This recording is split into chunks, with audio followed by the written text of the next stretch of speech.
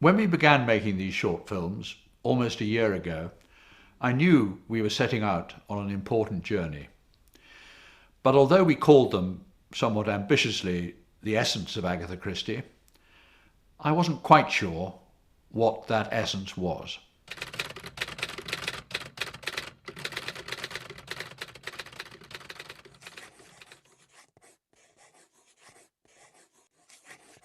Now we're approaching the end, however, I think we have made some progress in identifying it. Most people know about the important pieces of Agatha Christie. Hercule Poirot, Miss Marple, Murder on the Orient Express, And Then There Were None, the important plays like The Mousetrap, and, dare I say, her sad disappearance.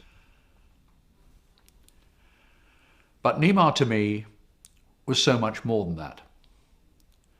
The same person who loved her dogs and her family, and who loved being at Greenway in the summers, was curious enough early in her life to go to an avant-garde school of photography in the late 1930s.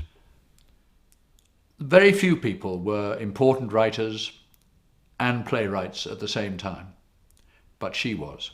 The fiercely independent and professional writer who wrote over 50 books was offered a damehood in the 1950s. She refused, lest it should diminish her husband's career as an archaeologist. And when he was offered a knighthood later on, she felt able to accept. But for me, as you might imagine, there's a personal side as well. Whilst all this was going on, we had a family life. She taught me all I knew about music. She encouraged me with my fanaticism when I was in my 20s about the visual arts. She took me to the big European music festivals of Bayreuth and Salzburg, and I have here the wonderful bound copy of the programs of the operas we saw together in Bayreuth, where we lost ourselves in the music. But she was the one who encouraged me and made sure that it was something worthwhile in my life and something that is something I will never forget about her. I truly think she was an exceptional person. The important thing about Nima was that she never lost her honesty, her humility, and most of all, her ability to listen. I have always said that she was the best listener I ever met.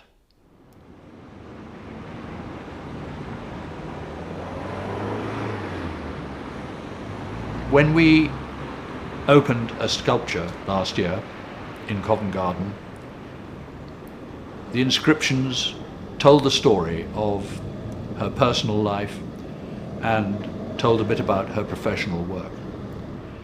In these short films that we have done, we have tried to go beyond that and tell something a little bit deeper about this person who I knew as Nima and loved greatly, but who was at the same time an icon of women in the 20th century.